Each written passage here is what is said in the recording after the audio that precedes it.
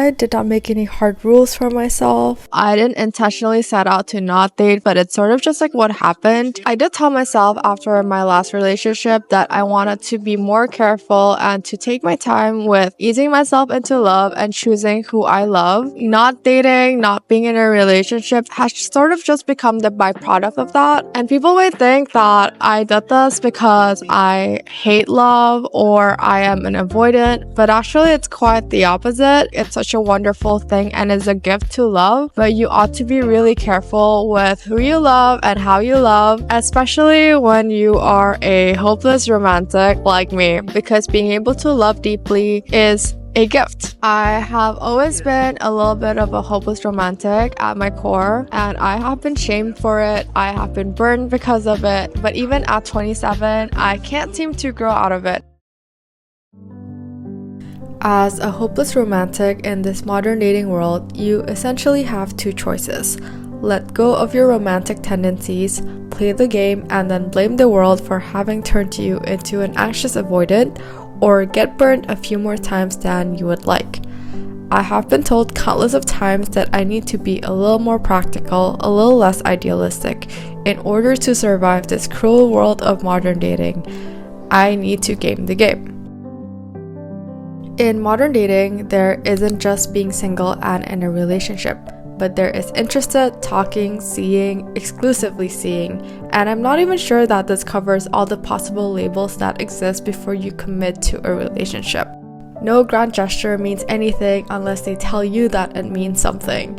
And this isn't even an exclusively male thing. It is something I have observed across the spectrum. Keeping it casual, not committing. And yeah, it's pretty rough out here. Go on apps, they say. Go on all the apps, keep swiping. But all it took was one date to keep me off the apps forever. And no, it's not because we got into a relationship or it wasn't even anything about the person, but because the experience felt so transactional and superficial to me that I really did not like it. There is one advice that I seem to keep getting. You need to actively go on dates in order to meet the one. It is, after all, a numbers game. And also, the one doesn't really exist. All of this is so anti-romantic. Someone who has never really actively dated her whole life, I've spent most of my 20s being chronically single. I've met potential romantic interests rather organically. The problem was never not meeting people, but the problem was not meeting someone I felt that I was aligned with. You can argue that the more you meet people, the more likely you'll meet someone you're actually aligned with. Thus, you have to go on as many dates as you can, keep swiping, keep expectations low, have a roster, all the while being as emotionally unattached as possible and keeping your expectations low. Only then will you find the one, only then will you not get hurt. But I've come to learn that getting hurt, to some extent, is inevitable. And getting hurt is the price you occasionally have to pay for living your life with a full heart. My heart has been battered and bruised way more times than I would like, but I realized that loving and getting hurt was never really about the other person, but it was about myself. It didn't mean that I was weak and that someone else got the best of me, but it meant that I've had and have a huge capacity to love. You see, being a romantic allows you to see the world and people in a loving way. It allows you to live with light. And it is much better to live your life with lightness than cementing every corner of your heart shut and live a life that is driven by fear. But when you have a gift, you also have a responsibility, first and foremost to yourself, to protect and maintain that gift, to not squander it, and consequently, it means being a little more intentional and careful with who you let into your heart. Because unfortunately, with every disappointment, every heartbreak, you become slightly more jaded. And if that keeps happening, you might lose that gift, and what a pity would it be. My hypothesis is meeting someone who you're aligned with and can fall in love with is a result of two things. The first is dumb luck, and the second is living your day-to-day by being yourself and being open to the possibility of vulnerability.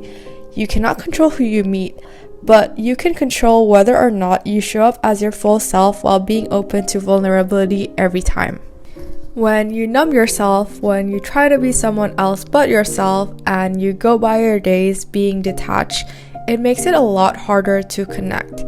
You need to be able to open up in order to love someone, and you also need to show up as yourself. The rest of it, I believe, is a result of a little bit of magic. But don't quote me on that, I am a hopeless romantic. I am yet to obviously find success in the romantic department. Only time will tell, but I've decided to not numb myself, but instead to show up every day as my full self, to live with an open heart while treading carefully and taking my time.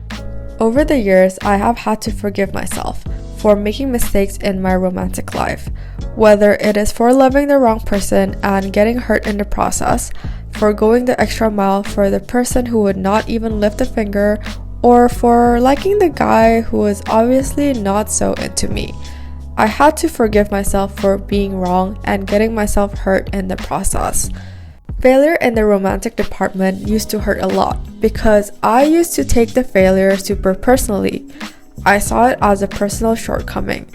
But I've made peace with the fact that to love means you occasionally will have to get hurt. Sometimes there is no way that you could have known. And what you knew then was all that you did know.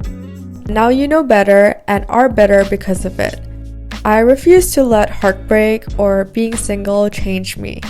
I like myself because I write stupid letters and make cringy Spotify playlists when I fall in love.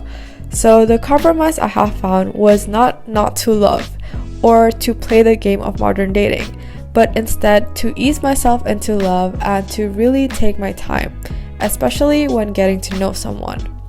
Your hurt is not a reflection of your failure as a person or your inability to get it right. It simply reflects your capacity to love, and being able to love genuinely so deeply is a gift to be cherished.